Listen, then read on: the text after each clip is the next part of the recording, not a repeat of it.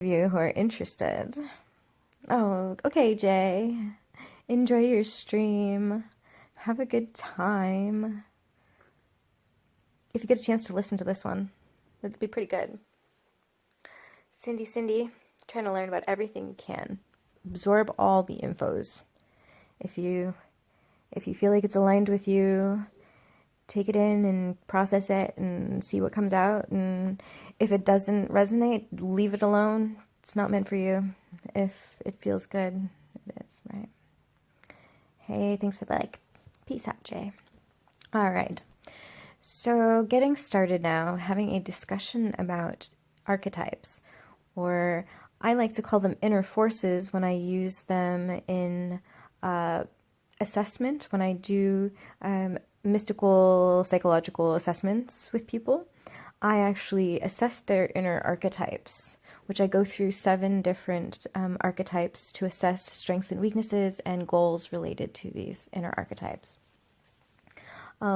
What's interesting to also notice that from a mystical perspective, if you have a conceptual understanding of what mind expansion is, when a person might be able to perceive beyond their own reality tunnel in a way, where they can kind of expand to mind phenomena outside of that. We can think of levels within that where there's human consciousness that's very collective. And so these roles are sort of characters of human existence that exist on multiple different levels. Third eye would be connected more to the idea of the chakras, which isn't specific to this. Candace, I just started a couple of weeks ago, and so at the time that they were doing choice streamers for May, I had just started like the day before the application was due, so I didn't have the chance to do that, but hopefully I'll get a chance. I think tomorrow I'm going to be suggested as part of like a mental health day, so Spoon is interested in promoting what I'm doing, so that's cool. Akashic, yeah, I mean you're thinking in the similar realm. Hello, Brittany, welcome back. All right, so getting into exploring these archetypes. They're each a different aspect of manifestation of who we are as human beings, and sometimes we stay in alignment with certain ones more or less frequently, and we can recognize different strengths and weaknesses of each aspect of them. Often the roots of the creation of the character of each archetype comes from our childhood, and seemingly like most impressionable, like the ages between 10 and 14, and what happened during your life during the times you were between the ages of 10 and 14 will have a huge influence on how these different inner archetypes are developed in you personally. And you can very much connect often the different things associated with them. So it's pretty fascinating to explore them.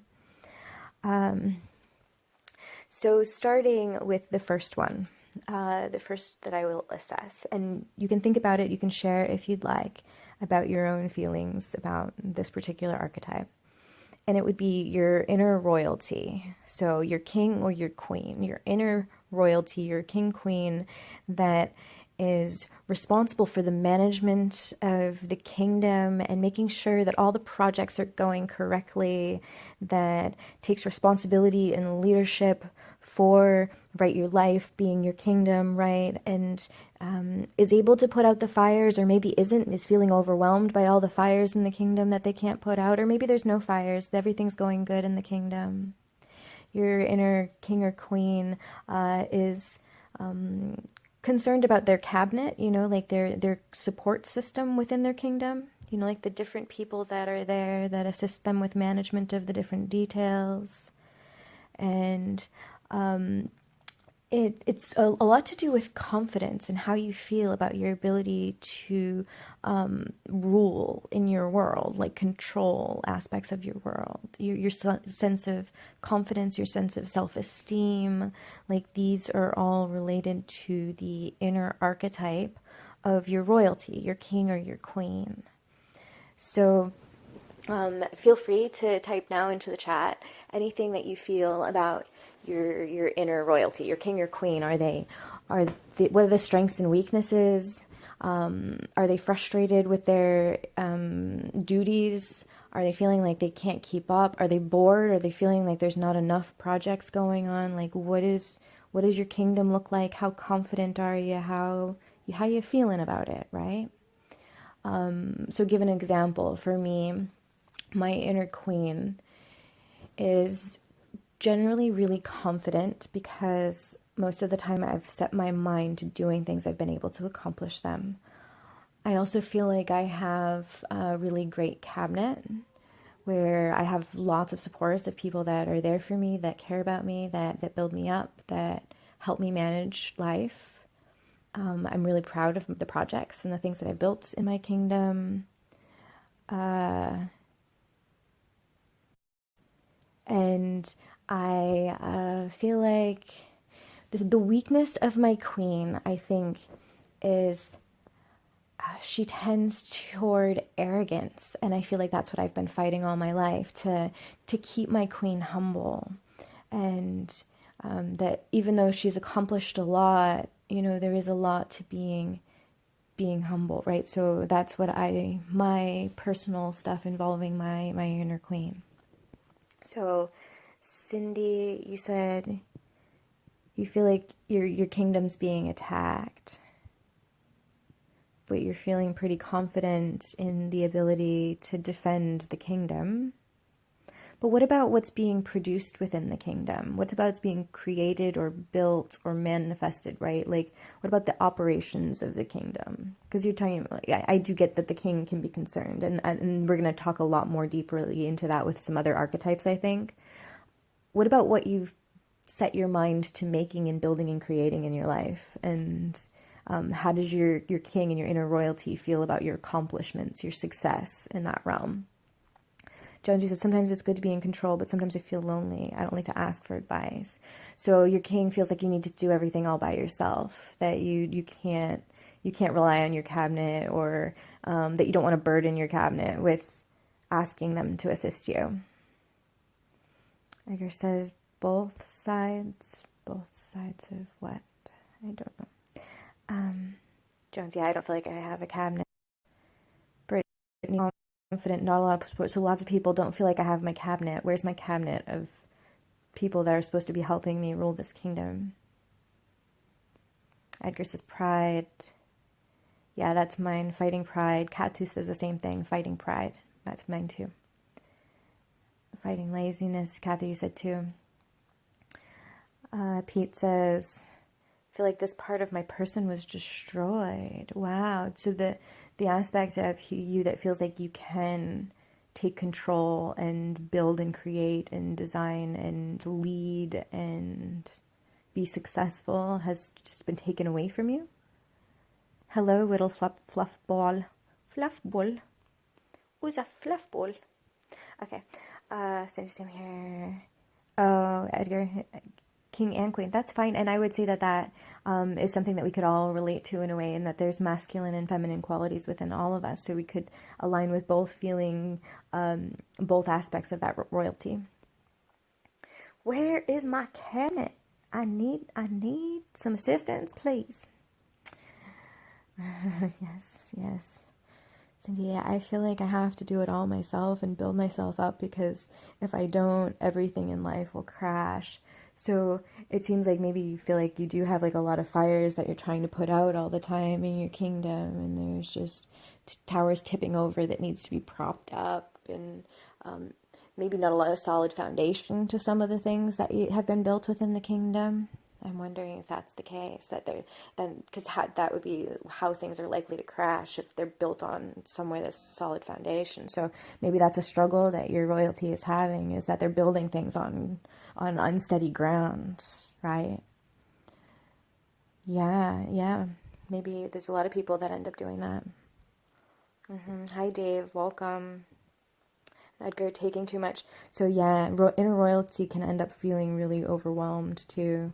If there's a lot going on in your kingdom, if there's way too many projects going on at the same time, or if you've got a lot of needy as civilians. You've got a lot of commoners that are in your kingdom that all need your assistance, then that's tough too. Yeah, you can't help everyone. Hi, Bo. Welcome. We're talking about the first of 7 archetypes, the being the inner royalty, the inner king or queen, and that aspect of us that feels like it can control and lead and manage our kingdom and build things and create and effectively be successful at doing the things that we need to do. So he says, you have a 12-year-old daughter. Edgar, you said you have Asperger's, so an autism, like, so there's struggles that people have related to different challenges within the kingdom, right? Different things that are occupying a lot of your time and energy.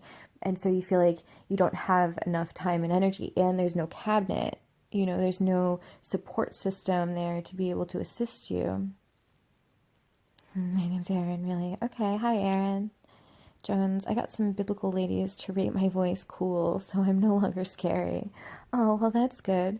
Well, and anyone who's in this stream, Jones doesn't want to be scary. He wants his voice to be rated cool. So if you feel so kind and you want to go into Jones's profile and rate him cool, so he can't get back to scary again. Oh, anyone else who wants their... Okay. Right. So you're already thinking of another archetype.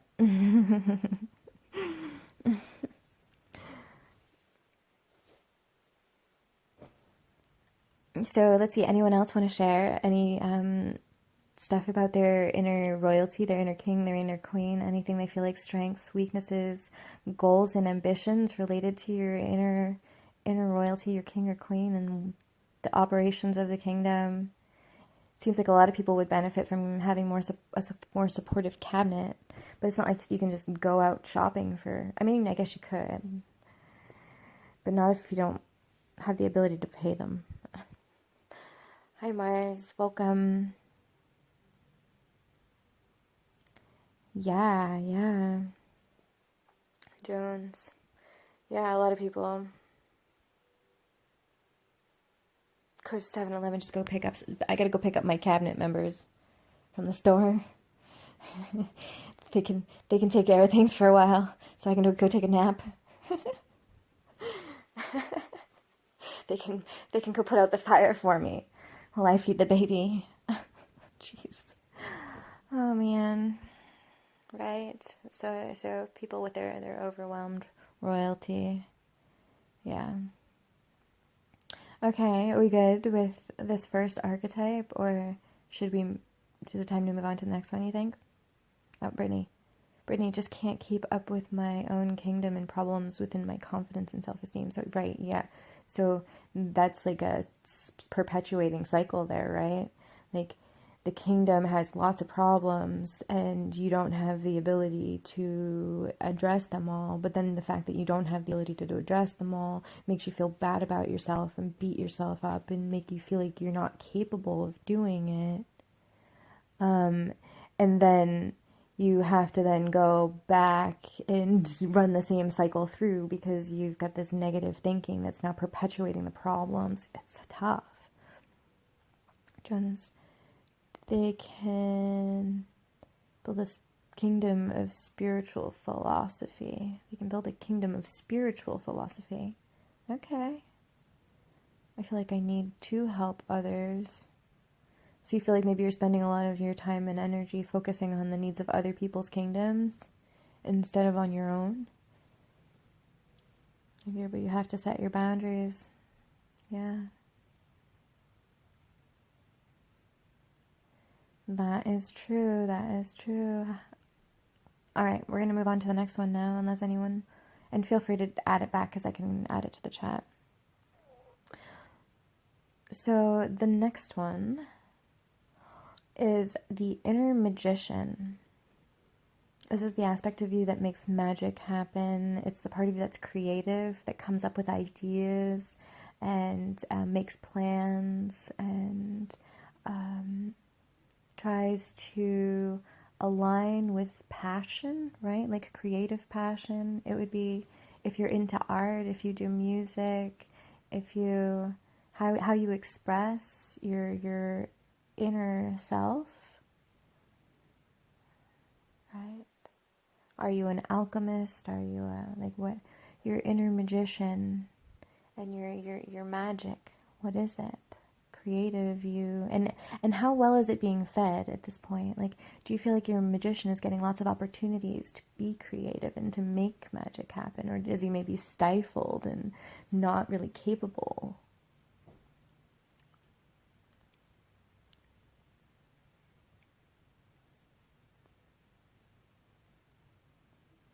Jones, you play the viola, so your inner magician is musical.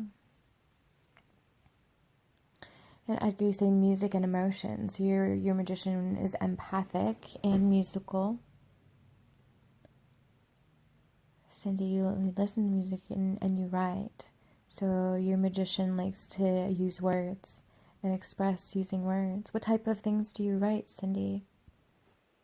Jones is trying to find his magic. So magician feeling like confused as to where your powers lie, right? Like where to funnel your magical abilities into, what manifesting, what is it that you're trying to manifest from this place? Edgar, not for years. I can still do it though. So how is your inner magician being fed, Edgar? Are you getting opportunities to do magic elsewhere? Cindy, you write in a journal. Sometimes hard to express. Okay, so it's journaling type stuff and the different things that come out when we're authentically being raw. That's some magic right there. Oh, voila. Not viola. That would be a musical instrument. Voila. Cindy, feelings and emotions, deep thinking. Yes, yes. Channeling that stuff. I could guess to an extent. Jones. My magician wants to say, voila, here's a pizza. So maybe, did your magician just like being lazy on the couch? Is that what's happening? Is that what everybody's doing? Like, nobody's got any magic? Like, I mean, we've got some talents, some musical talents, some writing talents. Brittany, I have a hard time carrying out my ideas. I know what I want, but just have a hard time channeling consistently. So being able to create the creative visions, but then to actually manifest it, that might be like an issue with your inner royalty. Like your inner queen isn't necessarily able to delegate responsibility or like actually deal with the follow through of all the pieces to get the thing built within the kingdom. I mean, that's what it would seem like. Like your magician is really strong. Your magician has the great ideas, but it would be the queen that's not consistently and acting to be able to manifest what it is that the magician has created. Ninja killed off. I don't understand. Can you explain to me how these things were killed off? I mean, or private message me if you want. It doesn't need to be in here. Cindy, my musician is in pain. Or your magician, you mean, is in pain. Why would it be in pain? Ninja, you used to play music for years and you can't anymore? Creation. Hello, Ezekiel. Jones, good at math and solving problems. Okay, yeah, that's magical. Yeah, that's magical powers. Totally. What can you do with those type of magical powers that would be aligned with your passion? Mega Milk says, my magician is definitely doing better than my royalty. Okay, so a lot of creative expression under there and feeling like you're able to get it out into something that it's a product, or not allowed. Pete, not allowed? Who's not allowing you? Jones, I hope to become a successful scientist. And with, yeah, the math and problem solving skills, that's magician right there. That's definitely magician. Meg Milk, I've lost a good deal of responsibility in my life. Lost a good deal of responsibility. But it's allowed my magician room to flourish. So somebody else has taken over a number of things for from your life is now in control of a number of things. And that, yeah, would make the inner queen feel very uncomfortable. How do you private message? Here's my socials. You can get me on Instagram or Facebook.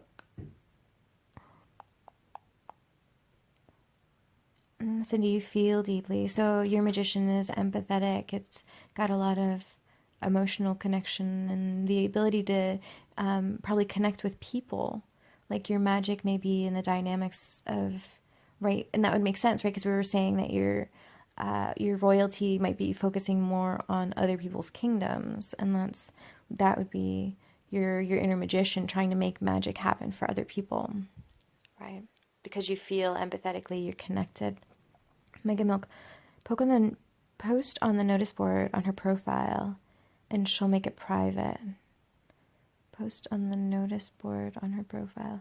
Oh no, that's fine. I don't mind it. You guys can have my socials. That's fine. I'm confused a lot. Long story.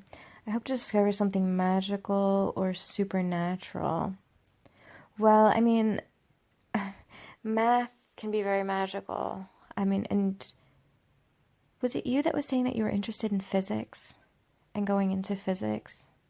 And like you were interested in quantum physics? So if that's the realm you're going into, that is the scientific study of things that are magical right now.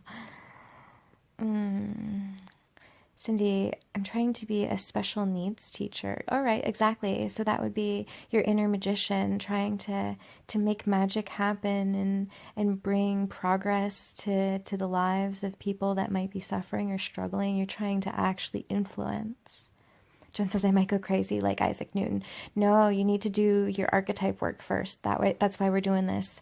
We're getting you to focus first on understanding your ego and all the different pieces and aspects of who you are. Because once you understand and you can see them clearly, you can start to align yourself in such a way that you won't go crazy like Newton. Okay? Makes sense? Cindy, open a daycare for special needs. Yes, exactly. That's your magician right there. Totally. Do you feel like your inner royalty can kind of make it happen? Can manifest that? Like actually go through the steps and build it within the kingdom?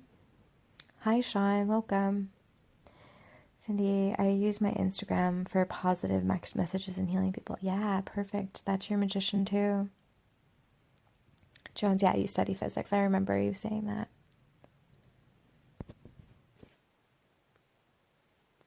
Hey, AJ. Welcome.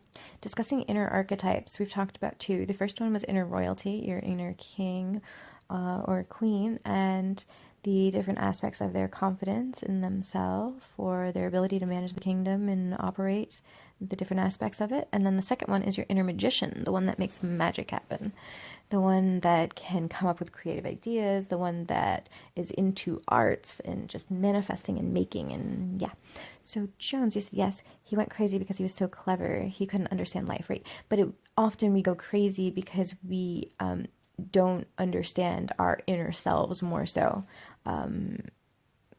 We suffer more because of the things that are inside of us than the things that are accessed. But if you try, from this perspective, Jones, if you try to grasp certain levels of information without first understanding yourself deeply, that's where the problem lies. So you'll find with secret societies that do this stuff, and they'll go in the different hierarchies of their levels up. Like they ensure self-exploration first as the prominent aspects before they can ascend the levels to start grasping this stuff, because yeah, people go crazy. Right. Is that why I feel so confused and pain so much? Is why? What's the connection that you're feeling? Is that why? Everything has its good and bad side. It's about reason, about choice. Yes, so polarity of existence. If you weren't with me yesterday, I did a cast. It's actually saved in my cast on hermetics. And polarity is one of the aspects of hermetics that is really important to understand when trying to grasp a lot of the more metaphysical concepts of that. But I'm trying to get to just the inner forces, like the inner archetypes that are the roots and the basics for this. So, and the base. AJ, man, when will I get a relationship? I don't know, and I don't know how that relates to the conversation, but thanks for the like. I know this already. I just like listening. I will look at it. I will look at it. Okay, so the inner magician, does everyone feel like they've given some, shared about their inner magician? If so, feel free to continue to share if you have any additional thoughts, but I'm going to move on now. And I think there's a blend now. So thinking about even what you were talking about, Cindy, your inner magician and the things that you're really interested in, there's another aspect of another archetype that I think is majorly at play, and it would be your inner lover. Right. And this isn't just your romantic lover. This isn't just the part of you that matches up with an intimate partner.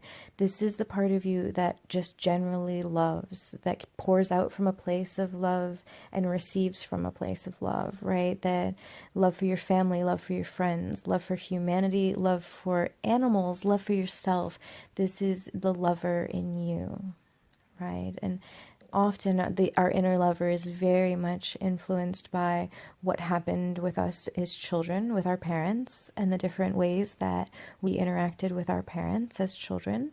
And those patterns tend to manifest differently but similarly in our later romantic relationships or partnerships with people. We'll end up seeing very similar patterns to different ways that things might have harmed us when we were children, or different ways that we were treated that made us form certain expectations of how things would be. It's all sort of formed within that time period usually.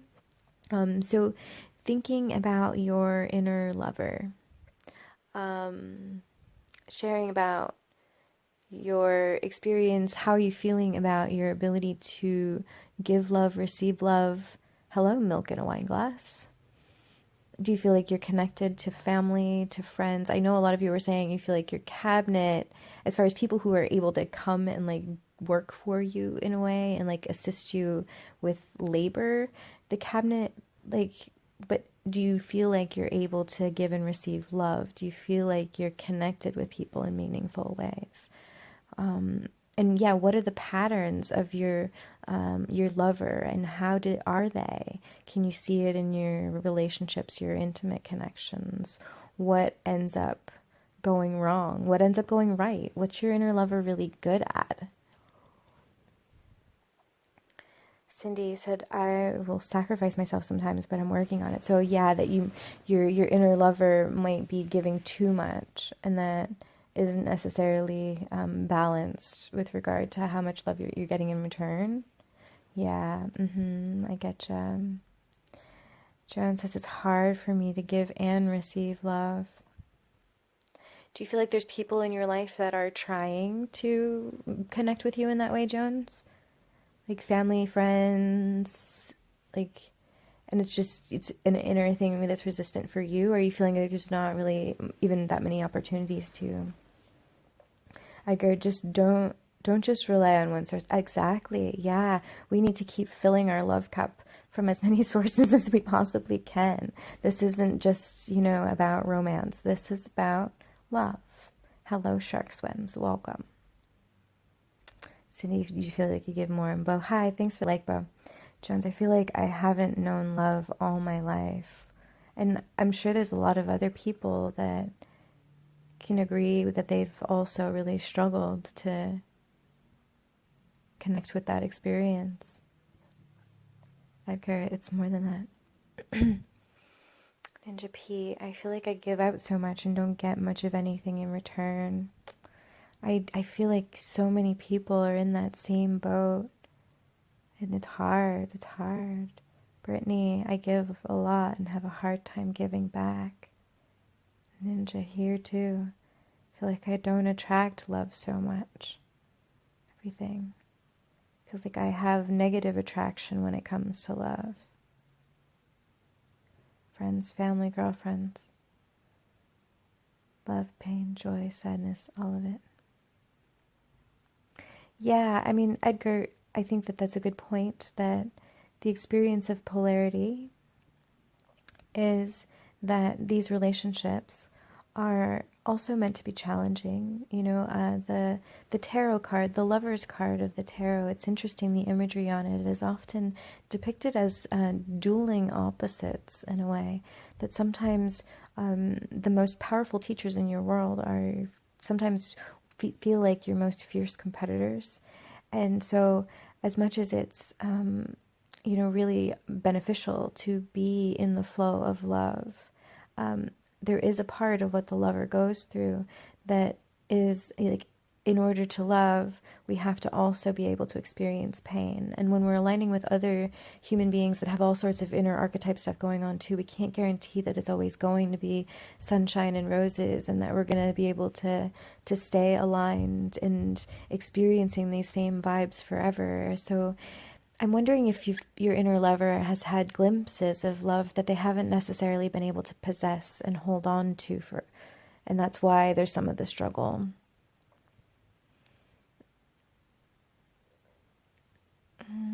Love being too. Usually the one that gets hurt.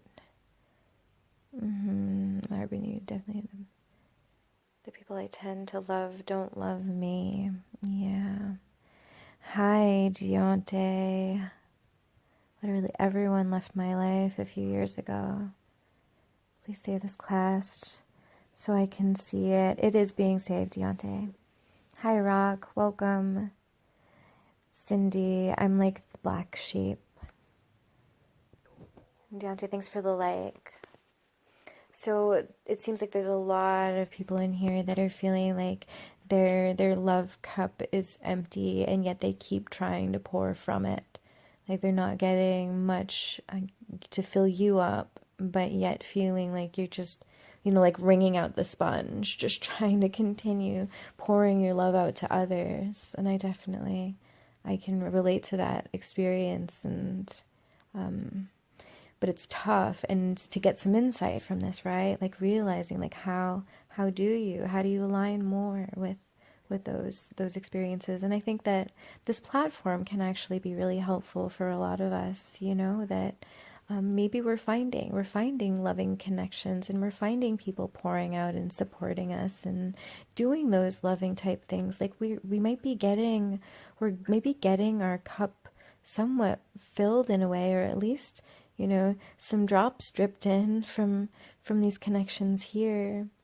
But like, what is real, true love? I mean, caring about each other in our personal struggles. I would say that even just being here and sharing this moment together, we're all expressing some form of love and compassion for each other's lives. And like, there is a pouring out of love happening just here, but we need to be able to recognize it. We need to see it so that we can open up to receiving it, right? So we can actually allow it to fill the cup. Yeah. Hard to find right. Sounds to me like they may only be doing things to receive that reward. Intent is a huge, huge part. That is, I mean, well, Cindy, it seems like from what Cindy was sharing, like she's really pouring out too. Like she's got lots of different things that she's helping others, and feeling like she's not getting in return. But is that the case, right? Like, it's like you have to be authentically, genuinely pouring out of a place of generosity versus, doing something with the intent of getting recognition or reward for it. And that's the difference between the heart of love and, maybe the manipulation of the royalty, right? Needing to manage things and get things taken care of because I need to focus on, right? Deontay, are these archetypes elementals?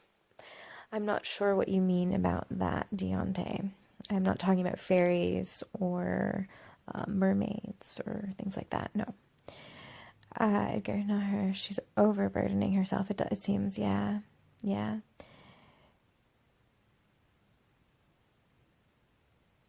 Where's the love? Where's the love? Well, and that's it. I think one of the things that I think Edgar was sort of pointing to is that you want to watch your flow, because sometimes when we don't feel like we're getting much from others, we'll close off in a way, and which makes sense. I mean, if you don't have anything in your cup to pour out, you'll close off.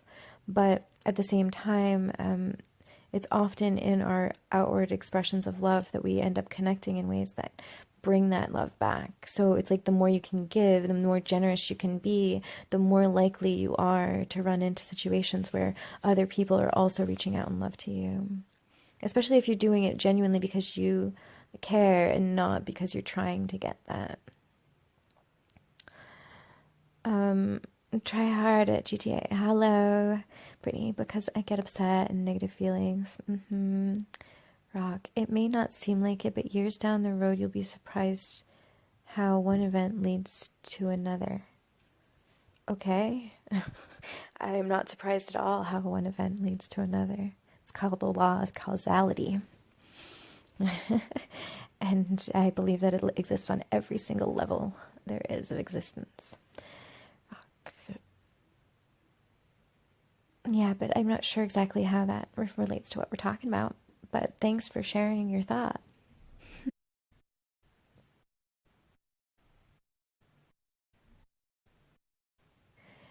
I mean, all of these things relate to a lot of different things. I'm actually really outgoing. I found a few decent links in the past 2 years. That's good. That's good. So, are we ready to move on from the inner lover? Does anyone else want to express the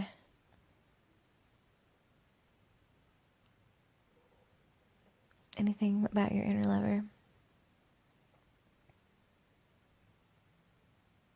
Oh, well, doing a good thing now may not seem like it helps now, but maybe later. Yeah, exactly that. Or like all the little butterfly effect ways that we impact the world around us, you know? Yeah. In my own inner lover, let's see. Um, I guess my own inner lover has struggled to feel worthy. And yeah, that has a lot to do with how I was raised. And has struggled in different ways. Like I can connect really closely in some aspects, but I'm quite defensive in others. My lover can pour out immensely, but also has a number of fears related to things that are, I mean, for lack of a better word, delusional, because they aren't based in any real reality. They're based in things that happened when I was a child and that have formed patterns in me that I struggle to have to adjust and change and transcend from. Ego damage, I call it. Ego damage. Deontay, I'm a free spirit and share love and throw love at everyone hard. That's nice. That's nice. Do you feel like you get it back, Deontay? Thanks for the like, Rock. Yeah, yeah. I mean, yeah, we like that. We like that type of love. And that's it. Like, if you really can, as much as you have the ability to, if you're pouring out love, you're more likely to get it. But I think that there's situations like Cindy where sometimes there's weird patterns too. And I think even that might go back to your childhood, right? And that some issues with setting boundaries or like knowing, having like a good intuitive discernment as to when you should be self-sacrificing for someone else and when they need to deal with their own stuff themselves and you need to focus on self-preservation, right? Like there's a discernment that happens there. It's not just about constantly giving. Brittany, if you don't, it creates negative feelings, creates expectations. A lot of love. Can lure bad too. Yep.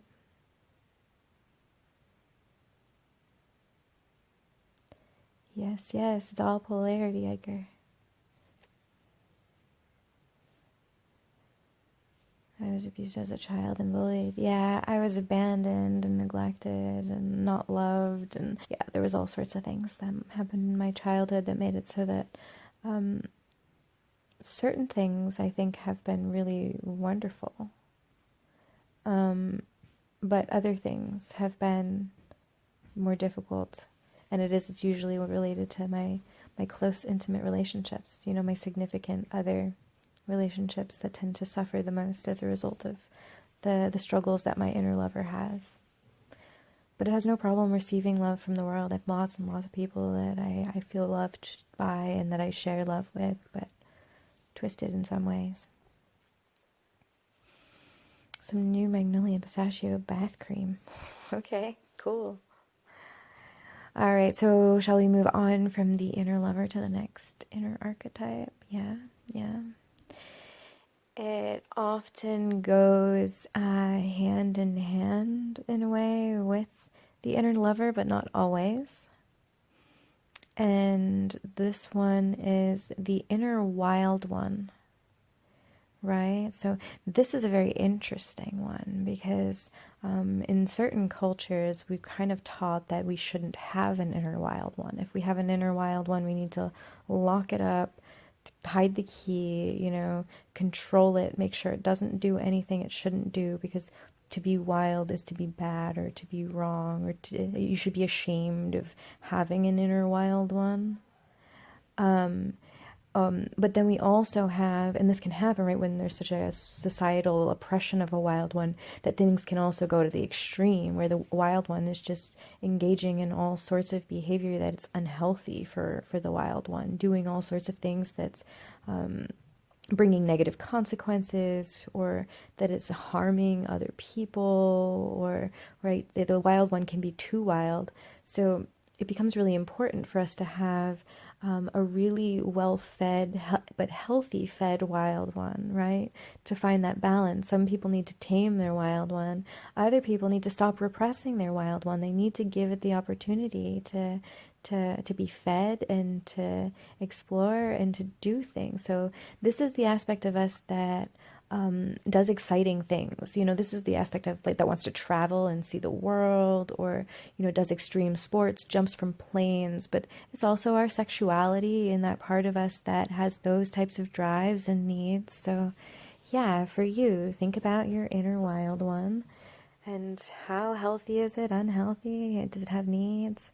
And obviously, I know this is a little bit personal of a topic, so feel free to share or not. But yeah, I'm going to go back and read some of the chat. You like good comes bad. Blah, blah, blah. That one must be. Okay. Hey, I heard you were a wild one. Definitely, this is mine. The one who makes everything a whole. Be talking to myself at work. Deontay. But true balance. A balanced wild one. Yes. Best conversation I've had in a long time. Cool, Rock. Hello, exactly. He will guard and attack. Your wild one is, like, wants to be really primal and, like... But see, this is more about what's exciting, what gets us, like, our passions going. This is our hedonism. This is our pleasure seeker. What is this aspect of you? Hello, Mac Attack. I had a crush on a married man, but didn't act on it. But I dealt with extreme guilt because your inner wild one was fantasizing about this person. Your inner wild one, like, wanted to make something happen. Do you feel like your inner wild one maybe isn't being fed right, and that it's being attracted to things that are not good because it's not getting what it really needs? Thanks, Edgar. The wild side. Hello, hello. Adrenaline. So, Jones, you say your wild one likes adrenaline pumping type activities. You love it. So do you feel like you feed your wild one healthy? You give it what it needs, but give it in healthy ways. How closely related is the wild one to things such as hunger, anger, and addiction? I would say addiction, absolutely, right? We can become very much addicted to the things that feed our wild one, the hedonistic pleasures, the highs of the things that the wild one brings. And yeah, I mean, hunger, yeah, if you're talking about certain types of, like, skin hunger, right? Anger, I think, is a different archetype, the next one. What are the healthy ways? Well, I mean, think about the healthy ways that you might meet different needs to be free. You know, if you have the ability to take a day off and just go somewhere you've never been, or do something that kind of excites you, maybe even something a little taboo but not unhealthy, kind of step out of your comfort zone and get yourself, you know, doing something a little crazy, but again, not extreme, but right, like feed your wild one that way. And you know, it is about our sexuality and things like that, and figuring out those healthy ways that we feed our physical body. Mine would probably be fed more or better. It could be. Yeah, Rob. Thinking about it, right. Phone's gonna die. I try to come to the later cast. Okay, Pete. Edgar, energy, all of it. Jones, get your blood pumping. Try something new. Get excited. Get out there. Right. Yeah. Yeah, just do something a little crazy, do something wild, do something, you know, even, you know, if you wanted, like, if you normally would dress really conservative and kind of prim and proper, just having a time where you know, just get up, you know, and just make yourself hot, you know, just make yourself look like, and just feel hot, you know, for a day, like be wild in that, express your inner sensuality through your external, like, however you need to do it. Bricky Dean, hello. Rock, try something new and exciting. If you feel you're not fed, be safe and smart. Yeah, something. Get naked. Yeah, I mean, and that might be it. Like, if you have the opportunity to go out and be outdoors and be naked outdoors where you can't be seen, obviously, you don't want to get arrested for indecent exposure, but yeah, if you could actually like be outdoors, like in the woods or something naked, like that's a really like wild one type feeling. A kimono, yeah, just going on to, we should all spend Monday totally free. Naked day. Skinny dipping, another way, right? To feed one's wild one. Yeah, I mean, I don't know if you could get consent from a tree, Joan, so that might be going a little bit far too on the extreme, right? So we would talk about a healthy wild one, right? If you're about to get arrested, that's not healthy wild one behavior. If you're interacting in a physical way with something that can't give you its consent, that's not a healthy wild one either. Tree hugging. Yeah, it puts a whole new spin on tree hugging.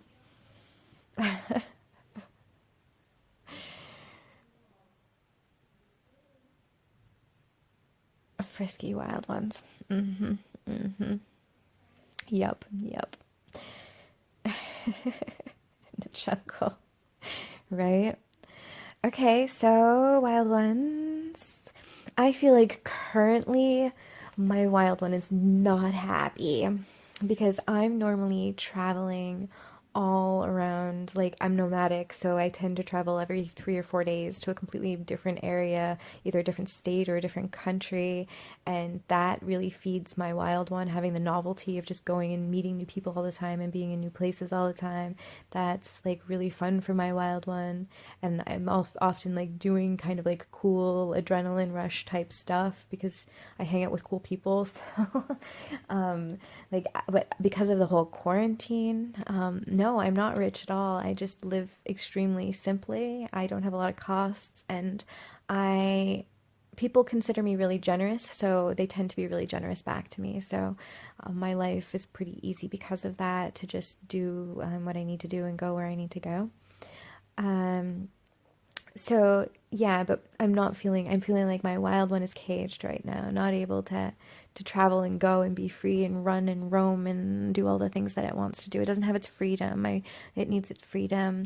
Um, and yeah, just feeling like even some of the more primal aspects of physical, you know, connection with people, and yeah, I feel like my wild one likes to be close. Yeah. Let's see. Zero Wild and Great would love to move around. Yeah, I've been doing it since the end of 2016. I've been traveling, but right now I'm in Rhode Island, and I've been stuck here, kenneled, locked up. Jones, I want to buy a camper van and tour the USA. Yeah, it seems like that's what something that your wild one would potentially, be involved with if you have the opportunity to. Yeah.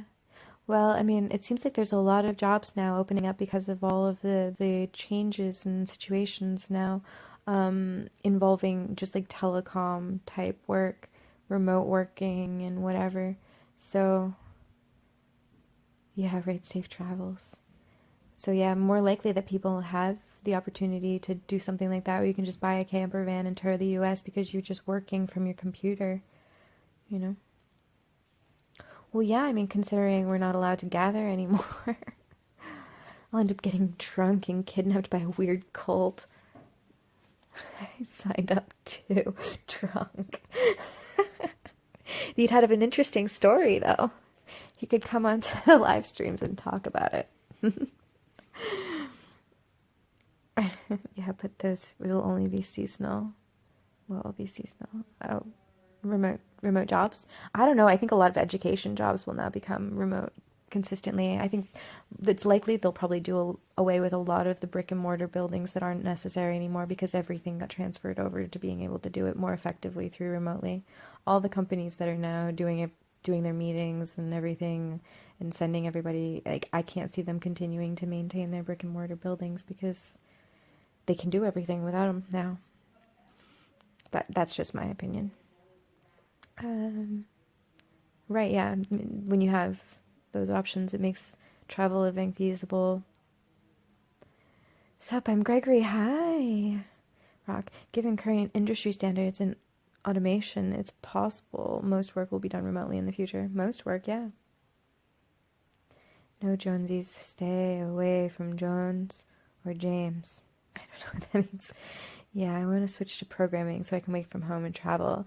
Well, I mean, if that's something that you feel like you'll enjoy doing, you want to align with something that you're going to enjoy doing because it's soul sucking if you just do something for the sake of making money and because you spend most of the time of your life doing it. So, for any young person thinking about what career to go into, like, I do get it that money is important, but your life is important and what you spend most of your energy focused on is really important. So try to align with something you do really actually feel like you're going to enjoy. That's going to be hard for the autistic community. Right, Cindy, I didn't even consider that. That there's a lot of things that there's some people that are challenged in ways that they're not going to be able to transition and adjust with a remote access type learning, or I think that there'll still be things that will cater specifically to those populations. You'd think so. I mean, there's in the economy, if there's a market for something, someone will always design options for it. Jones wants to live in a camper.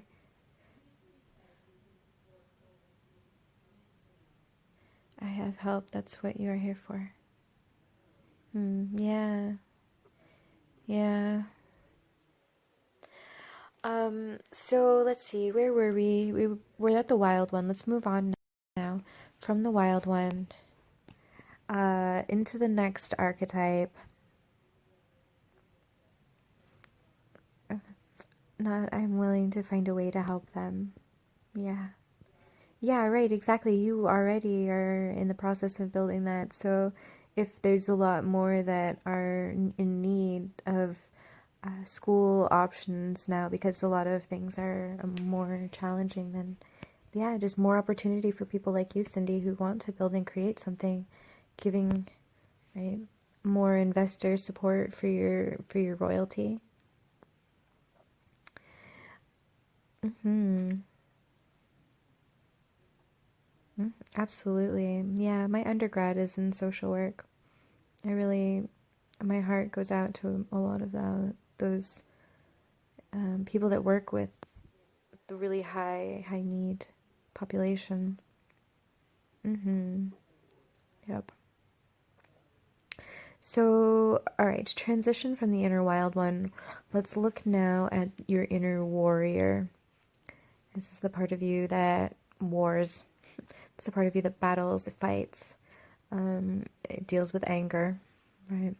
It's obviously it's good in that it sets boundaries. It stands up for what you believe in. You know, it's justified sometimes in when it goes to battle, but sometimes it can be, you know, irrational, or sometimes the consequences of the warrior's activities don't end up being worth the consequences, or like the behavior not worthy of the consequences.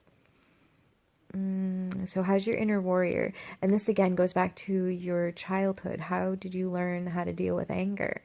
What did you see in your family growing up when it comes to how people dealt with their feelings when their feelings were distressed in that type of way, when there was conflict among people? How did that influence you as a child? How is your inner warrior now as a result of that?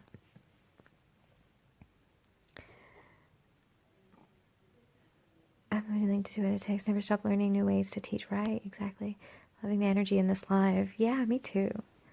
Intent. Joan says, I'm protective. So your warrior wants us to protect. It wants to help people by being a protective entity in the world. Cindy, yes, my neighbor gets under my skin. Okay, Cindy, so you're feeling like your warrior gets stirred up really easily by a particular person and particular personality traits. I wonder what it is about your neighbor specifically that gets under your skin.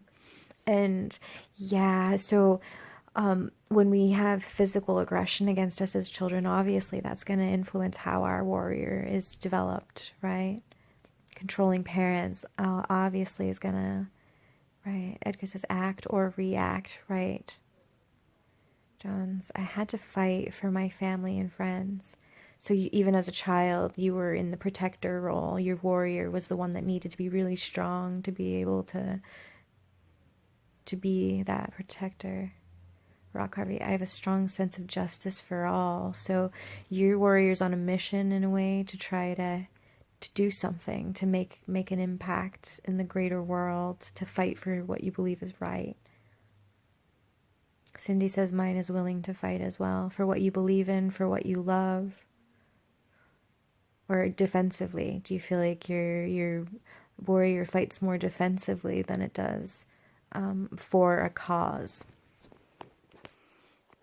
Jones, I like to stand up for myself, but I'm also loving and understanding, but certain people are really annoying, right? So if you deal with those annoying people, you're more likely to be like, all right, like, no, I'm not taking this. This is unacceptable behavior. We're not doing this anymore. Hi, 99 times 1. Okay. Cindy, they're aggressive, unreasonable, disrespectful, and threatening. Wow. Yeah, that's pretty intense to have to deal with people like that. And that would, yeah, obviously get your inner warrior all worked up. Rock says, my warrior makes me use my words first as tools to disable conflict. Interesting. Do you feel like you were taught that by your parents? Do you feel like that was something that was actually nurtured in you, to be able to understand that it's important to be able to speak about your feelings, and not to act it out physically? Brittany, my warrior avoids conflict. Do you feel like that was influenced by your situation as a child? Do you feel like you were nurtured to keep your mouth shut if you were angry at somebody, or if you feel like you had been mistreated or disrespected, that it was unacceptable to speak your mind or to stand your ground or have boundaries? Do you feel like that was part of your experience? I have to go. Godspeed, all of you. Love you too, Edgar. Have a great day. Bye. Cindy says yes. I'm not sure what you're saying yes to, though. I'm sorry. You're welcome, Edgar. I feel like a warrior ready to fight and protect. Did you feel like you needed to? Yeah, when you were young as well? Jones says, yeah, sometimes it's nice to be disciplined in conflict because some people are stupid. Discipline, like to be able to maintain your self-control, because you just never know when it could go not very well. And yeah, sometimes I've talked to a number of people who raised in families where they saw particularly male figures, like dad tended to be really angry and got really expressive in his anger. and son ending up being like learning really strongly like I'm going to control myself. I might have a tendency to be like that, and I don't want to look like that. I don't want to be like my dad. So they'll like flip it to the point where even going to the extreme of not allowing themselves to even feel the anger, or not speaking when they need to, like repressing the anger. So that's not healthy either, right? Rock says, nurtured, I believe. I avoided speaking as a kid, despite advanced vocabulary. Took speech therapy, and then mediated conflicts at home and school. Yeah. So you were really nurtured to speak. Your language and your use of language was something that was believed to be very important, and was focused on as being really important. And from the beginning, you didn't have, right? You, and which would have made you probably more emotional because you weren't talking too much as a kid. Sydney, my stepfather abused my mom. Okay, so that would get that defensive, like, protector attitude in you. I feel like a queen that needs to protect her castle. Right. So you got your warrior, your queen and your warrior coming together because it feels like there's this threat. And it seems like there's patterns where it just keeps perpetuating that threat, right? Like, so, and that's sometimes what happens in our mystical experience. We just keep repeating similar things. Like, situation where you're dealing with aggression within your home as a child, and your warrior today is still dealing with aggression involving your neighbor, right? We tend to just the manifestations within us often match the manifestations without us, with outside, and they're very much connected to the past. Yeah, I mean, there's a lot of psychotherapy to this. Yeah, a lot of psychotherapy to it. Brittany, I was always overprotected by my brother and dad. My parents divorced. I see. So you never really had to stand up for yourself, or for yourself, or defend yourself, because you always had your brother and your dad who were always being your protectors. Rock. That's kind of what Jungian archetypes are about, right? Yeah. Yeah, there's some crossovers in different ways between these archetypes that I'm exploring, which are more cross-cultural, like mythical and like from folklore and stuff. But yeah, Jungian archetypes are similar aspects to some of this. Hello, Shady Dragon. Love psychoanalysis, but I could never be a psychoanalysis went out with Freud. That's not really something that's particularly used even within standard psychotherapy anymore. Psychoanalysis isn't really believed to be an effective way at doing much of anything.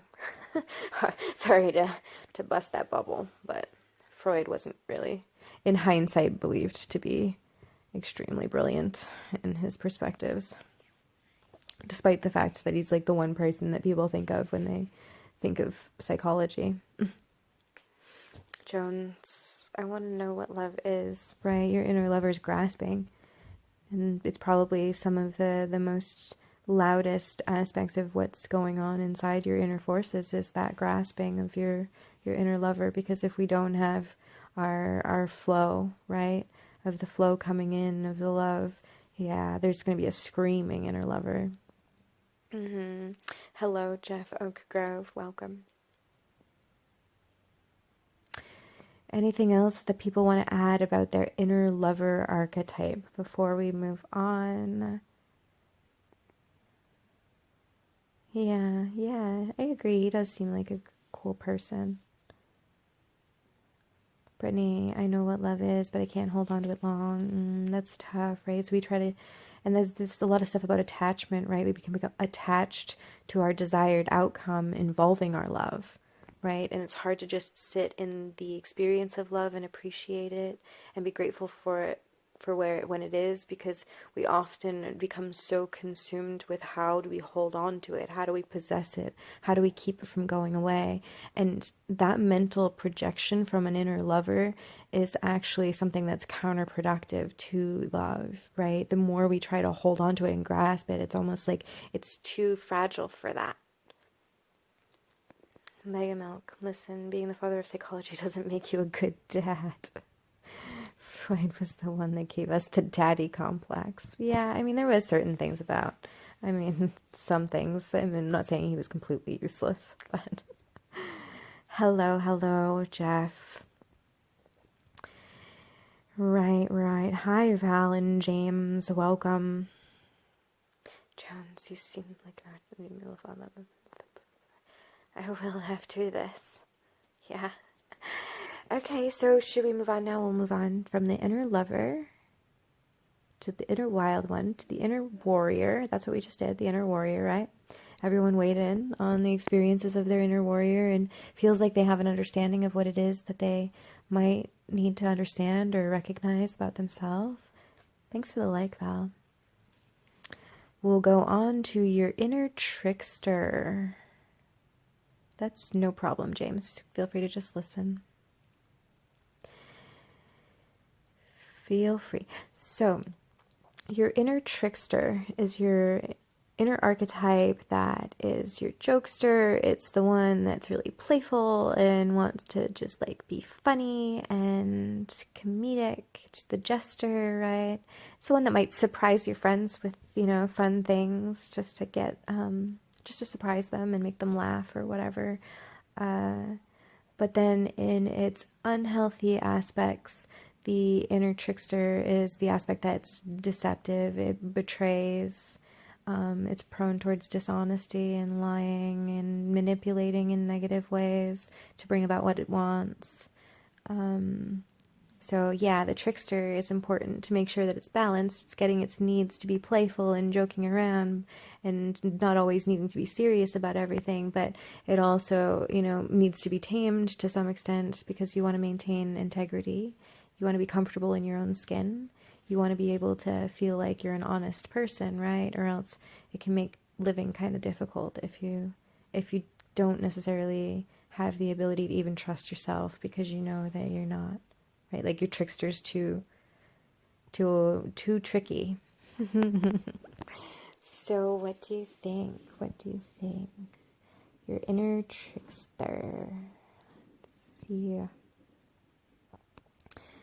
Everyone weighing in tonight. Does this one link to Wild One? Oh, totally. Yeah, absolutely. The trickster could definitely link to Wild One, particularly if the Wild One behaviors are like shameful or, if a person is feeling like they need to hide their Wild One, then all of a sudden they're lying and they're being deceptive and their trickster is now involved with their Wild One's behavior and the Wild One and the trickster are off having fun somewhere, but it's yucky fun. It's not healthy fun. It's fun that's likely to cause problems and negative consequences. Hello, Madeline Dennis, welcome. Rox says, I like wordplay and harmless pranks. Yeah, exactly. Riddles and jokes and, yeah, harmless pranks that get a person to laugh but don't hurt anybody. Cindy, I'm so pale, I would get lost in a snowstorm. How does that... Mine tries. They do laugh. Oh, is that your joke? Sorry. Pretty.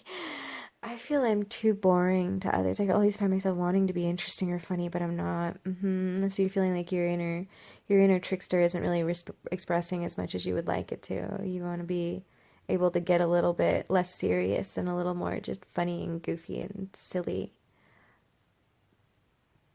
I hear that.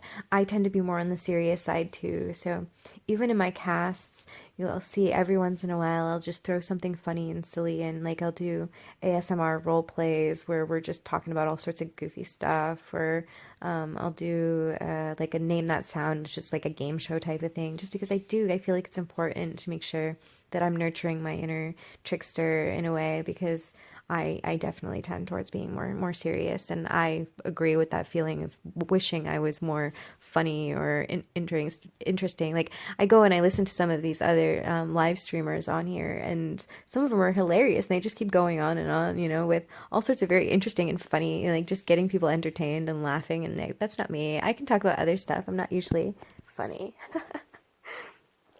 Jones, I have a me who just lies all the time. It's so annoying. He's pure trickster, right? Like those pathological liars, they call them, that just will lie about everything. Cindy says, okay, Rock, I feel like lying on the outside suggests an inner deception of some kind, like lying about one's own behavior. Sure, I believe that too. Most definitely. Rather lying to oneself about oneself. Right? Or it's like refusing to look at something that, like denying reality, sort of, would be self-deception. Cindy, I do use laughter as a way to help with pain and sadness, right? But do you feel like you use that to the extent of trying to avoid, right? Like, is it because you can think of that person that within the families, there's a family theory in psychotherapy around family dynamics in unhealthy, like dysfunctional families where there's abuse or substance abuse or things like that. And they will often rank the birth order of the children as to what types of, even like these are specific archetypes as well, right, within these children. And like the oldest tends to be the hero, the one that's trying to kind of make up or compensate for what's going on in the family. They're kind of parentified in a way, taking care of the younger kids. But the youngest is usually considered the mascot and the one that's always trying to use laughter and just like entertain in order to distract away from the serious stuff that's going on, because they're kind of afraid of looking at the serious stuff. They don't want to, they just want to take the tension away constantly. So maybe Cindy, that's what it was. It was like feeling like you need to use the laughter to lighten things up. And when a person gets stuck in those patterns, though, sometimes they can end up like being too silly, like just prone to like laughing things off rather than taking things seriously when they really do need to be addressed or discussed. So Jen says, I'm also serious. Sometimes it's hard to have a laugh when you're with the wrong people. Absolutely. Yeah, you're with a bunch of downers or people who are just constantly negative thinking or talking crap about other people. You're not going to be able to get into that, good high vibe that brings a lot of laughter. So he says, sometimes I think I do. Rock, yes, I'm not this way. It's this person's fault, and therefore I'm not at fault. Right. Yeah, I mean, that can definitely happen, that perspective, pointing fingers. I like to be with people I have chemistry with. I clash a lot with people. I'm weird. I like to be with people I have chemistry with. I clash a lot with people. How do you feel like you clash? Is it your trickster that clashes, or what archetype do you feel like is clashing? Cindy, you said I'm the oldest. Okay, so that would get you the protector. Yeah. Yeah, that would be the protector role, it seems. But maybe you also felt like you needed to be the other one too. Doesn't make you weird, Jones. We all prefer people who understand us. Well, exactly. Exactly. Anyone else want to weigh in, give their opinion on their inner trickster before we move on? No, it's just one more. Yeah, that's tough. And I do feel like there's a lot of people on this platform that are in that same boat. And that's why they're coming here, because they're like looking for connection with people that they do feel like they resonate with, and trying to find a place to belong. And I think a lot of people are finding that they do feel like they're belonging in some of the community spaces that they're building up within these platforms. So that's kind of cool, right? John says, I don't know. I just class in a room with 50 and dash with two. I mean, two, that's actually probably statistically normal, you know? Like, you're not expected to get along with everyone. Nobody's gonna along with everyone. I would say if it's only 2 out of 15, you're probably actually better than most people. Most people will clash with more than 2 out of 15 because personality types are personality types, right? We all have these different inner archetypes and the ways they play out and the ways that we are, and they're not always going to match up well with each other. I don't know if you're familiar with, this is going into the idea of Jungian archetypes, but the Myers-Briggs personality assessment is based around Carl Jung. And it's looking at the different ways that each individual is programmed, sort of, and it categorizes actually 16 different archetypes and gives you insight into the ways that it might affect how you interact with the world in lots of different ways. But in doing your own, you can also like look at all the others and be like, oh my goodness, this person completely like thinks, feels, and operates totally different from me, completely different from me. So there's no way we could possibly even match up to be able to like meet on the same, yes, Myers-Briggs, that's what I said, Brittany. Cindy, yes, that would be me. My friend says people like me, but I don't see it. Mega Milk, yeah. Yes, you're right, Brittany. Yes. So, yeah, it's okay. I mean, but if you can shift your way of thinking about it, and that it doesn't need to be annoying. It just needs to be accepted and understood that no matter what, you're gonna find that some people are just not going to match up with you. And it's not like you need to take it personally that they don't like you. It's just they're tuned in ways that are completely different from you. And that's okay. It just means that you guys aren't going to necessarily vibe well together. Bo, what do you think about Strengths Finder? I don't know that I know about Strengths Finder. Hello, Caesar Jacome. Welcome.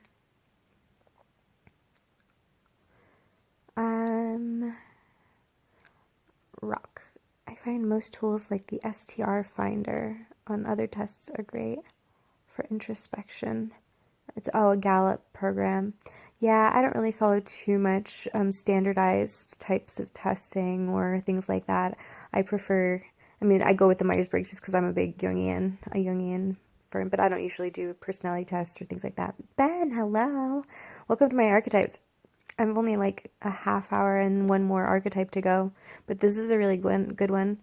Actually, Ben, you're really familiar with the archetypes already, aren't you? But yeah, go back and listen to this one because there's a lot of interesting feedback that came from all the listeners. Cindy, maybe that comes from childhood. Mega, I use that in school. I think it's okay, but not accurate. The way they administer the test makes it very difficult to get an accurate response. Is that the one that you were talking about, the Strengths Finder one? Rock Harvey, agreed. Everything with a pinch of salt. Right. But no, I do really like the Myers-Briggs. I feel like that's one. But yeah, I'm biased because I really appreciate Jung in the way that he thought. Yeah, he definitely thought. Are we ready to go into the last one now? Yeah, I think so. We're moving past Trickster, and the last one is your inner griever. This is the part of you that grieves. It's the part of you that deals with the loss of things, people, situations. It's the part of you that feels all the feels related to things that didn't get accomplished, or dreams that you had, or things that weren't successful, or all of the different ways that we can grieve. Yeah, Ben, you're the trickster. Yeah, you feel the weight on the inner griever, right? You get in the energy of the inner griever. It's like, oh, right? And I think that to understand that often the feeling of that is unresolved grief.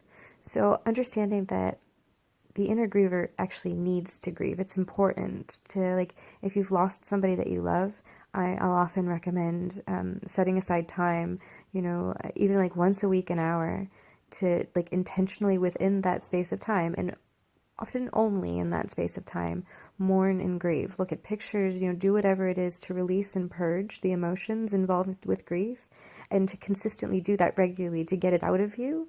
But then it reaches a point that when you do that, it does transition into a place of acceptance so that the griever doesn't consistently grieve, right? So the griever needs to grieve when it's appropriate to grieve, but shouldn't be grieving all the time. If it's grieving all the time and just becomes your primary inner archetype, then that's what? That's chronic depression, that's suicidal ideation, that's, right, people who can't accomplish anything in life because their other archetypes can't get any energy because it's all just focused on grieving, right? That's the negative thinking that just persists in negative thinking that persists and more grief just comes, right?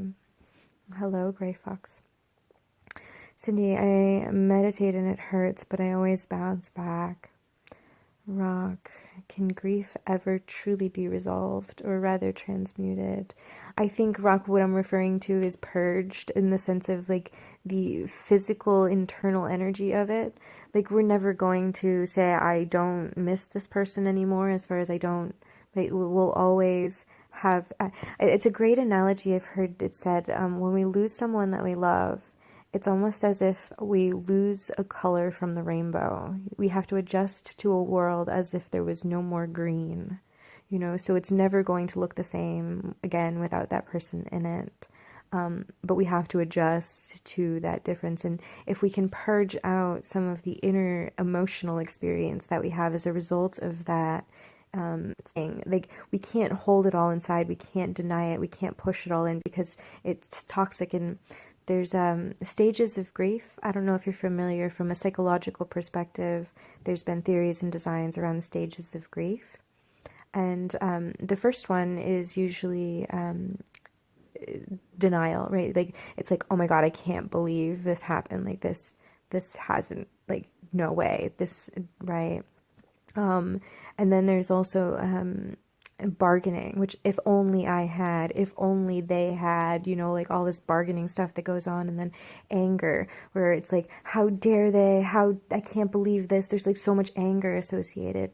And often people get stuck in those phases of grief, those three phases: denial, bargaining, and anger. And the griever just persists in that, because what the griever doesn't want to do is go into the next stage of grief after that, which is the depression stage, where they actually purge it. They have to actually feel it, let it come out, be sad, let the love for that person flow out through their tears, through whatever ways that it needs to come out. And that's why I say, take the time, put the closed, you know, experience, you know, give it an hour or two to just do it, accept it, and be sad, be depressed, but then move on with your life, go and do your other things. And the more that you're capable of doing that, the more you can then move into acceptance, where the inner experience doesn't feel so raw and so vulnerable anymore because it's had a chance to come out. And now you can move on, right? And it's never that everything just goes back to the same, but at least the inner experience of the suffering, because it's purged, it comes out through that, right? Cindy, I separated 3 years from my husband and looked for self-healing and started my Instagram page, and here I am. Right, we just keep moving forward, one step in front of the other, realizing that each step of the way is usually progress, as long as we're on a path toward progress, as long as that's what we desire, is to actually put our effort toward progress, right? And Jones, I've lost friends and family. I cried at first, but then it goes away. It makes me feel evil. It's not evil. It's purging. You purge it out, and it's not, you don't care anymore. It's not like you don't love them or you don't miss them. You do. But it's healthy that all the inside emotion doesn't stay that raw forever. It can't. It needs to purge. It needs to come out, because it can be toxic if it stays in. You need to be able to transition and move forward. Thanks for the like, Shar. Rock. I believe in the stages. You do see it happen. Grief is such a mix of feelings. What made you feel evil about it, Jones? It's like I don't care anymore. But I don't think that's the case. It seems like you probably care. It's just your emotions aren't pouring out in that same way anymore because you allowed at the time to purge. Yeah. And Ben says, yeah, grief, it's complicated. It comes in waves, right? Yeah, because you can feel like you're all done with your grieving process and you've moved into acceptance and you love them and you miss them, but you're not feeling so raw about it anymore. But then all of a sudden you hear a song or smell a perfume or something like that, and all of a sudden you're sobbing again. And yeah, that's natural too, right?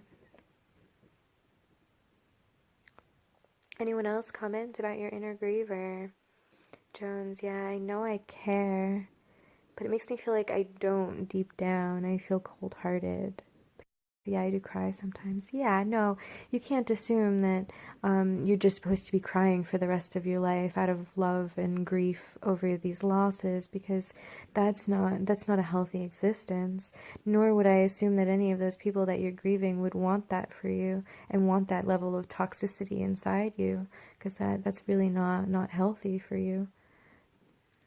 Yeah, the opposite would be apathy, right? Like, but you don't want to go to that extreme either.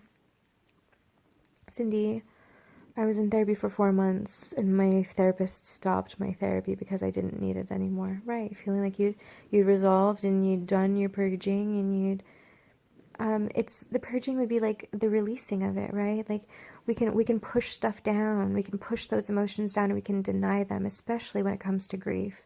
And we can push them down and we can try to refocus and distract and whatever. And I often get that sometimes from a lot of these more new agey, like spiritual philosophies that are all around love and light and whatever, and just focus your mind on the positive stuff, just focus on positive and it'll all be all right. But often that's and ends up just like stuffing down these really real raw emotions that we do need to actually let come up and out of us through our expression of emotion, right? So crying, screaming, pounding on the bed. If you feel like there's things you need to purge, there's still emotions inside that haven't come out from things that have happened to you that your griever is still grieving, I would say try to get yourself in a space where you can, I don't know, put on the right music to trigger it or get something and just like scream into your pillow, pound on your bed, like cry, do whatever it is to get it out, knowing that you're doing something good for yourself and that on the other side of it, there'll be some level of relief. If you can get yourself into that, it could be really effective for you.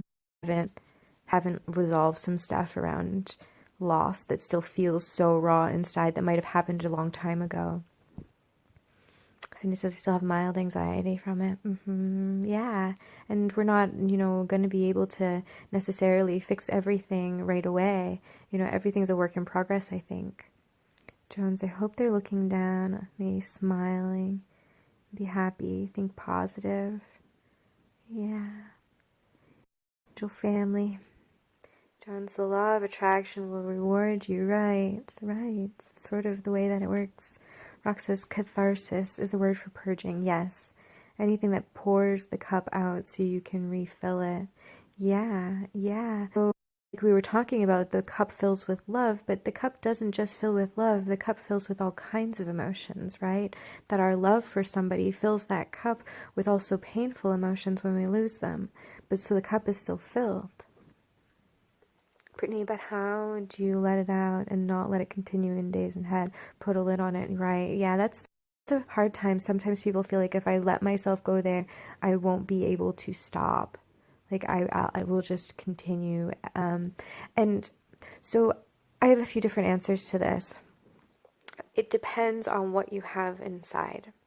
If you've got some really, really serious traumatic stuff, if like you've got like really deeply hidden, like traumatic, like really bad stuff under there that's hidden, there may be a reason why it's hidden and you don't want to go stirring it up because it could actually cause your life to crumble apart if you try.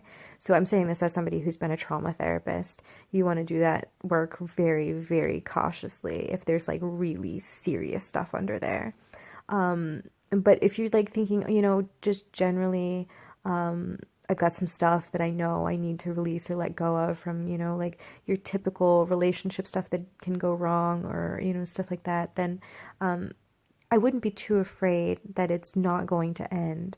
I mean, I'm sure you've had a really great cry and eventually you just sort of dry up. Like you're just not able to cry anymore. It's just gone. And if you've set aside intentionally, right? Like this is something that you're doing with intention. Like I'm going into this for an hour. This is all I'm going to do, and I'm going to close it. And when you set intentions in your mind like that, you're sort of inviting the universe to agree with you and allow that to happen, right? It's doing it with purpose. So yeah, that's two different answers.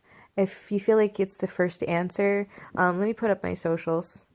So if you feel like it's the first answer and there's really like deep stuff in there that shouldn't get stirred up, that potentially would cause your life not to function if you were looking at it too closely because it's that disturbing, then yeah, feel free to send me a private message and I can help you do that a little bit differently.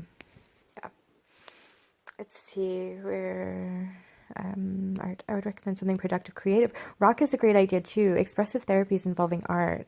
If you can put your inner struggle, or if you can purge with music or creative arts in some way, if you can get your imagery of the things that are going on inside out onto a product in front of you, and then even do something symbolically with it, you know, burn it, throw it away, whatever you feel like you would benefit, bury it. Rock sediment at the bottom gets stirred back in the mix when you go poking around. Yeah, exactly. Cindy says, thank you for this live. Yeah, it's my pleasure. It's really important for me to continue to share this stuff with as many people as I can, because I feel like there's a lot that people can benefit from exploring this stuff and understanding it. Cindy, I just realized that I've been in a cycle, abuse as a kid and marriage. I never looked at it until now. No, and often it takes exploring all of these different facets, all of these aspects of who we are, to put the pieces together, to make the connections and be like, I get it now. I get why I've been that way, and now I get how I should shift in order to be better aligned with who I really want to be, because I don't want to keep doing those same things because those things match those things. Right? Yeah, beautiful. I love it when people are able to gain insight, to be able to move forward. You're welcome, Cindy. I'm wondering, is everybody here? Were they here at the beginning when I started? I don't know.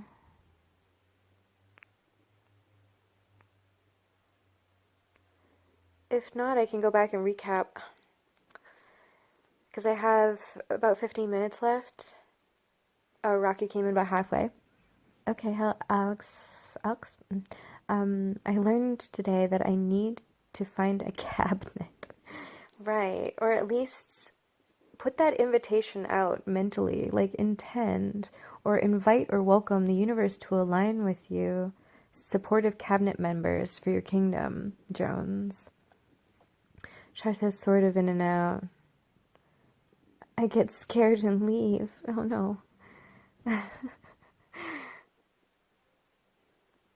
Okay. So, yeah, for anyone who came in after I started, I can go back in the last 15 minutes and oh, right, yeah, Jones. Yeah, the last 15 minutes, I'll just go through and I'll recap around the archetypes. And yeah, feel free to put into the chat any of your own personal perspectives or thoughts about your experience of these archetypes. So, the first one, Secret Society. Okay, yeah. Okay, so the first one is the inner royalty. This is your inner king or your inner queen. This is the one that is involved with your confidence, your feelings of being able to control, to take leadership abilities, to manage your kingdom, to be able to do the actions involved with making projects happen, with controlling and delegating, and you obviously are responsible for putting out the fires when when they're happening. Um, yeah, it was definitely a pleasure, Cindy. So yeah, the first one being that question about your inner royalty, your inner king, your inner queen, and their cabinet. How supportive of are their cabinet members? Do they have other people sort of on their team that are helping them with their kingdom? No, that's cool, Rock. I feel like that you have a lot of valuable insights to share. So I'm sorry if my responses have been bold. I have a strong alignment to the archetype Shasta is talking about right now. Yeah.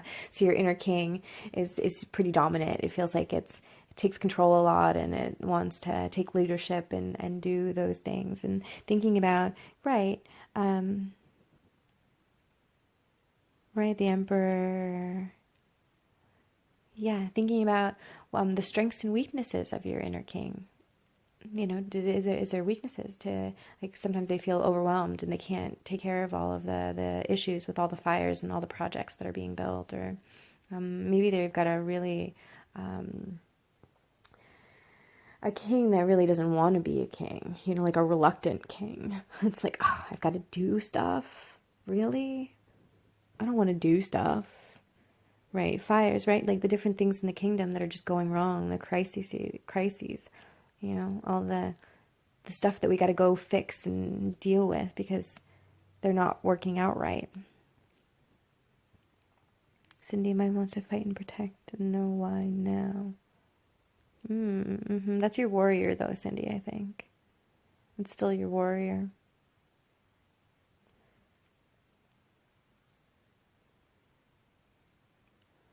Rockwood, how would you like to join my cabinet? Who really wants to be king? All that responsibility, right?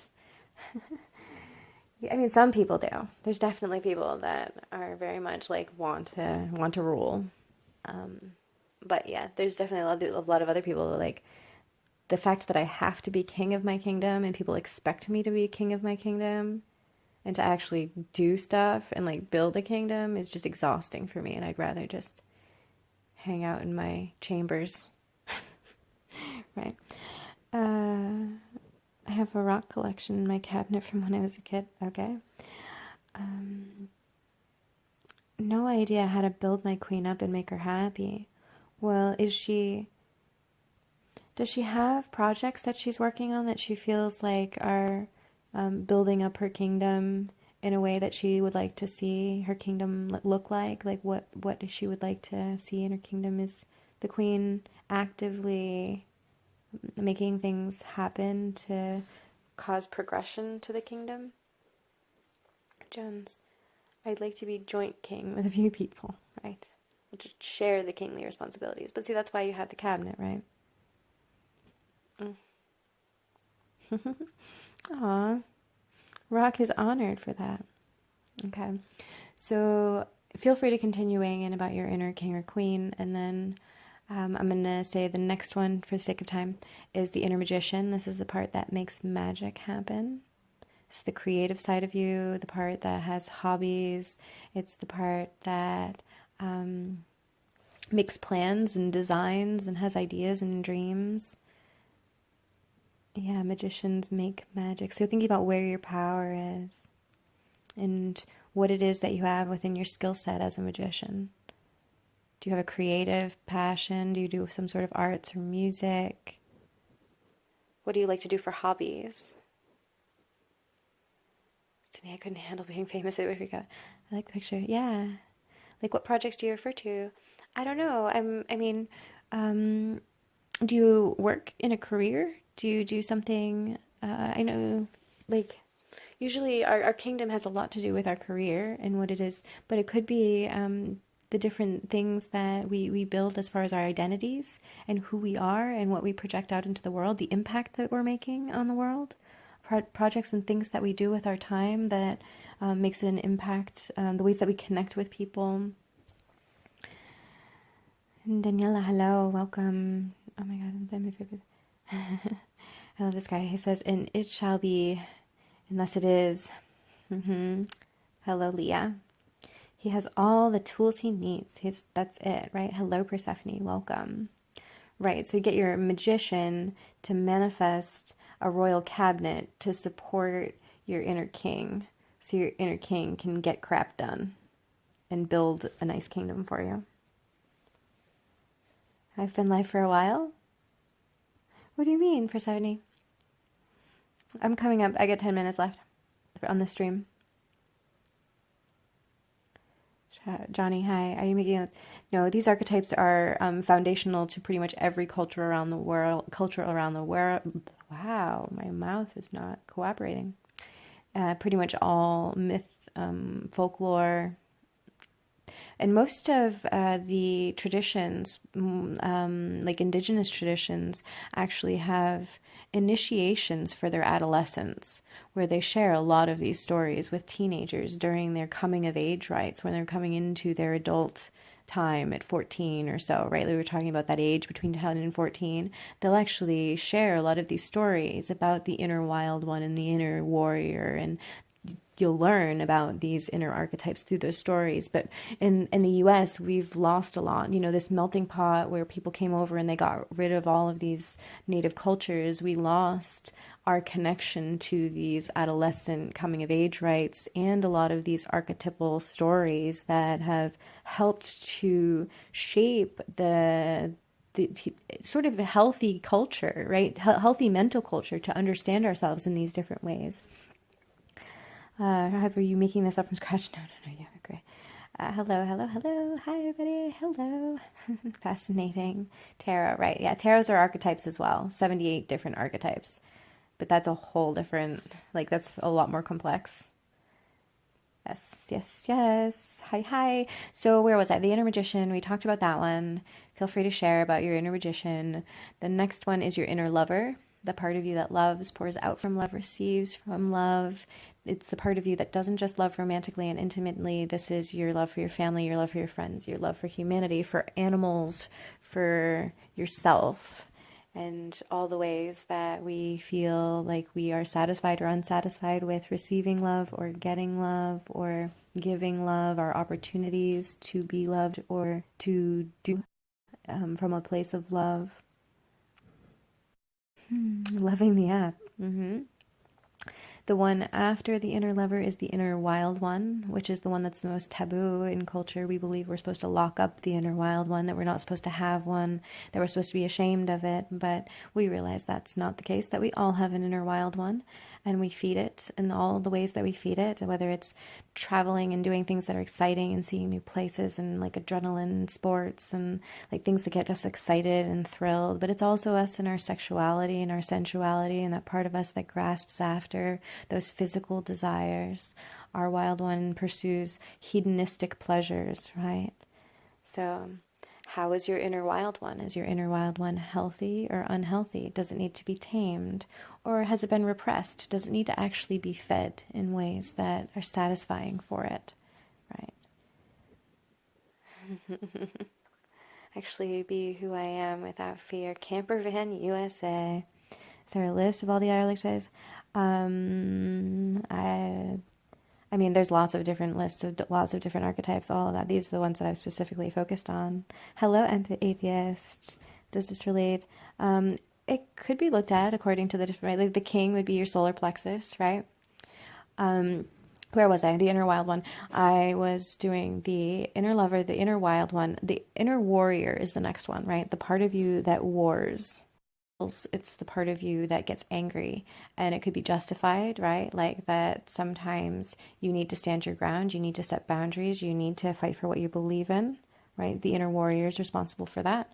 But then on the extreme, the inner warrior can end up being really irresponsible sometimes and act out of anger in ways that you end up regretting, or, you know, has issues involving your ability to express anger or how you express anger because of childhood stuff involving anger and the ways that your family dealt with those type of emotions and conflicts, right? So you opened my mind when you said before, don't simplify it. Ah, interesting. Cool. Rock. Kabbalah talks about the relationship of person to archetypes. Could recommend. Yes, I am actually very familiar with ancient Jewish mysticism. I do pathworking the Tree of Life as one of my primary hypnotherapy journeying tools. So let's see, I've got 6 minutes left. Where was I? Warrior. Okay, so the next one. So this means we need to heal this is about understanding your ego. This is just being able to see your ego clearly. So these are all inner archetypes that describe aspects of your ego. Combine all these inner archetypes together and now you see your ego clearly, right? You see yourself for who you are with all of the strengths and weaknesses of all of those different inner archetypes. And yeah, the whole sum of that, everything that has become of you as a result of everything you've been through and how all these inner archetypes have been nurtured becomes your ego. Who are you, right? Hey, Shasta, wonderful black poem. Thank you. Does this also relate to tarot cards? Sure, yeah. Our archetypes, so there's 78 cards in a tarot deck, and each one could be considered an archetype of human experience. Yeah. It's all relative. So let me see. We were at warrior. After that is your inner trickster, right? So that aspect of you that is a jokester. It's maybe surprising or funny or spontaneous, but it can also be deceptive and betray and manipulate for your own gain, often at the expense of other people. So sometimes, like the warrior, the trickster also needs to be tamed. But then for other people, the trickster needs to be nurtured because they're too serious all the time. They're not being playful or fun enough, right? Aw, thanks for the spoons, Bo. Thank you guys. I think you guys are great too. The last one, the inner griever, for those of you that didn't have the ability to get that last one either, the inner griever grieves. It mourns the loss of things, people, situations, things that didn't go the way that you expected. And the grief process is really important. We discussed that going through and actually allowing the griever to have its time and appropriately grieve, but also not getting stuck in the griever role and having the griever become just consumed by being in the grief, because it can actually end up hindering all these other archetypes from being able to express. Oh, you guys are very nice. Thank you. I appreciate you. Sure, people can grieve for the state of our planet. Yeah, I'm sure there's a lot of people that are grieving currently over the state of things. Lots and lots of grief happening right now. And yeah, there's benefit to sitting and experiencing that, but again, not getting stuck in it. And I think that's where some people might be really struggling, is they're getting really stuck. Thrice great. So you're familiar with Hermeticism, right? Okay. So yeah, I did a Hermetics 101 yesterday. Yes, you agree. Oh, thank you, Cindy. I appreciate you as well. So what? I have 3 minutes left. I'll probably say my goodbyes unless there's anything specific anyone wanted to add before we end. Thanks, Emp Atheist. I wish you had come earlier. I would have loved to have you participate in the conversation. Feel free to go back. It'll be saved in my casts too. We might find it pretty interesting. I stopped by briefly. Said I missed it. Yeah. You learned a lot. Good. Bye-bye. Oh, I'm glad. Yes. Thank you so much for joining me. What am I doing tomorrow? Tomorrow is actually going to be Mental Health Day on the platform. So Spoon had actually contacted me saying that they wanted to put out a recommendation to listen to one of my streams tomorrow. So I'm going to do a Mending the Mind stream. That's the one that they're going to be promoting. But throughout the day, I'm actually going to be all day doing lots of different streams on different mental health issues and support around different topics like 101 type stuff around different mental health concerns. So that will be all day tomorrow.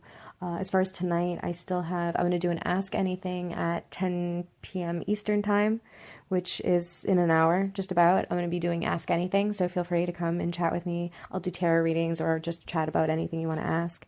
And then I do a hypnosis stream at 1 a.m. Eastern Time. And then I do a sleep stream at 3 a.m., around 3 a.m., which is just some sound wave, like sound bath type stuff to help with sleeping. So that is... Oh, when will my schedule be up for tomorrow? Usually I do it at the end of the night. When I'm done streaming for the night, I change my notice board to show for the next day. So in the morning when you wake up, it should be set, showing what my times are for the day. One more minute. Okay, I'll probably see you Thursday because my mental health is all good. Okay. Yeah, definitely. Okay. Well, thanks for joining, Jones. The audio hypnosis is tremendous. Yeah, I've been thinking that I might actually save a cast. I haven't been, but I might just do one of those hypnosis streams and just save it for people that don't get the opportunity because it's too late. They can actually listen to it by going into my casts. So there will be an option. May the force be with you as well.